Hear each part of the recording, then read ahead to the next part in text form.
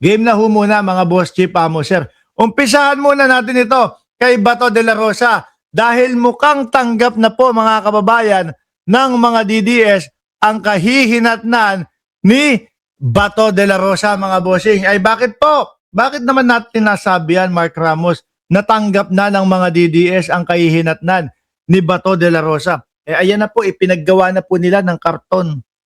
No? Sasama na po sa Cartoon Network, mga kababayan, itong si Ronald Bato de la Rosa, mga bossing. Naalala nyo, di ba? Oh, ganyan naman, simula nung nahuli ang dating Pangulong Duterte at saka si Kibuloy. Ginagawa nila ng karton. Alam nyo na kung saan po ang patutunguhan at pupuntahan at ng kalagayan ni Rodante Marcoleta, mamaya si Marcoleta. Nitong si Bato de la Rosa. Ayan, mga bossing. May karton na. At syempre mga kababayan, hindi mawawala dyan, pagkatapos nung karton, hindi mawawala syempre mga boss chief amo sir. Yung mga pagpaparali nila, ayan, nakita nyo naman, mag-uumpisa na pong magtumpukan yung mga supporter ni Ronald Bato de la Rosa. Ano ba mga kaganapan dito? Sabi ng Inquirer, supporter of Senator Bato de la Rosa set up a life-size cardboard standee outside the Senate in Pasay City. O kung sakali man, natuluyan ng maaresto si Bato, yan na lang ang itayo ninyo sa labas ng Senado. Ano? Kagaya nung ginawa ninyo kay dating Pangulong Duterte. Nanalo sa pagka-mayor, karton. ang hilig nyo gumawa, no? Bibit-bitin nyo pa yan sa ICC, papamasahin nyo pa yan. Ang gawin, dapat yung mga sumusuporta kay Bato de la Rosa doon sa ICC, diyan na kayo gumawa ng karton. Yung mga laging namamalagi doon sa labas ng ICC, diyan na kayo gumawa ng karton. Tapos, ang gawin ninyo, eto na naman tayo, Diyos ko. So ngayon, dalawa na sila ni Bato at ni dating Pangulong Duterte. Kung gusto nyo, i-advance nyo na din. I-advance nyo na din. Gawan nyo na din si Senator Bongo. Diyan naman din ang katutunguhan ni Bongo. Biruin mo, sabi ni Trillanes. Ngayon po yung mga salita at yung mga binibitiwang pahayag ni Antonio Trillanes, matatalim na po, mga kababayan. Parang punyal. Na kapag binitiwan at sinabi ni Trillanes, ito ang susunod na aarestuhin. Ito ang susunod na papadala ng warrant of arrest. Nagkakatotoo Di ba? Ang hinala ko mga kababayan, kaya po yung mga DDS napipi na. Hindi na makapag-type, hindi na mga makapagsalita ay dahil dyan po, mga bossing. No?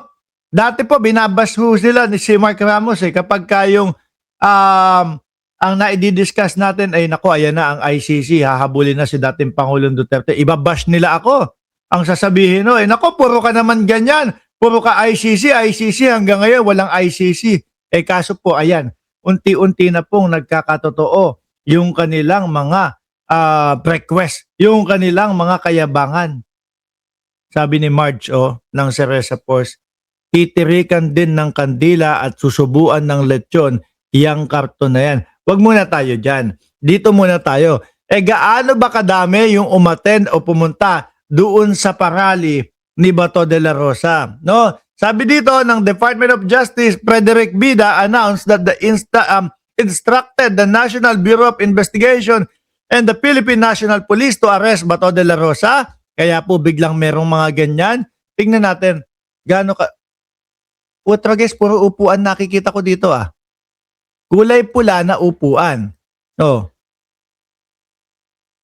Puro ganon, parang nakatambay lang Baka mga vendor pa to. Siyempre yung mga vendor nalalaman ho nila yan mga kababayan di ba?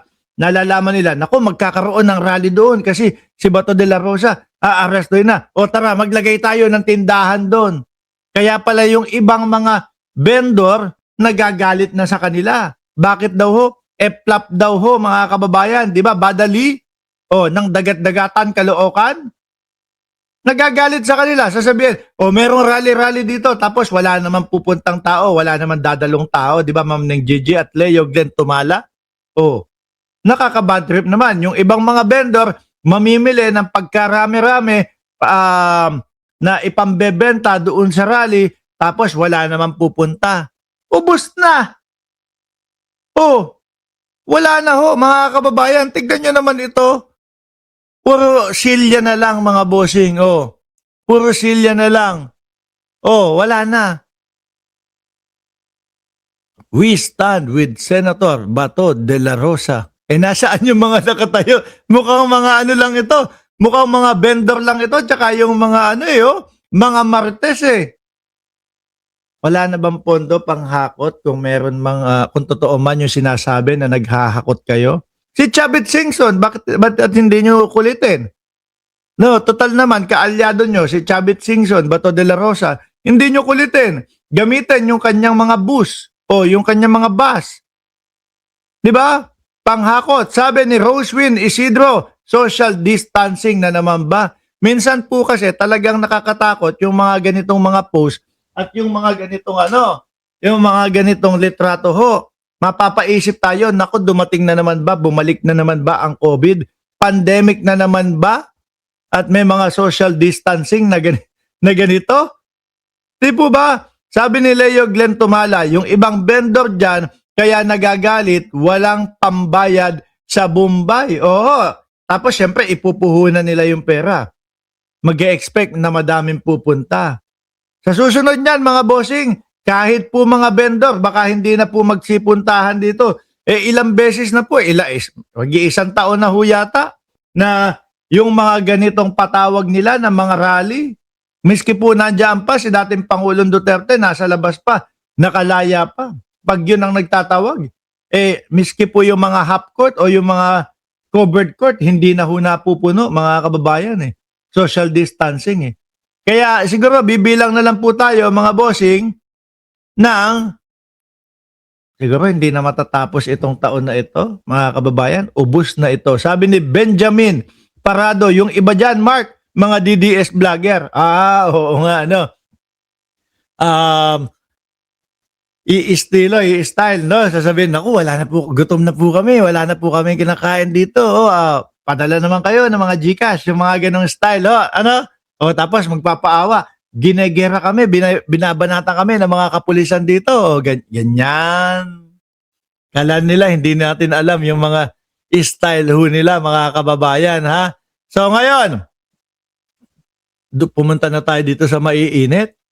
Mga bossing, Luistro, Bato de la Rosa. Since nandiyan na po, naumpisa na natin kay Bato de la Rosa, ituloy-tuloy na ho natin, mga kababayan.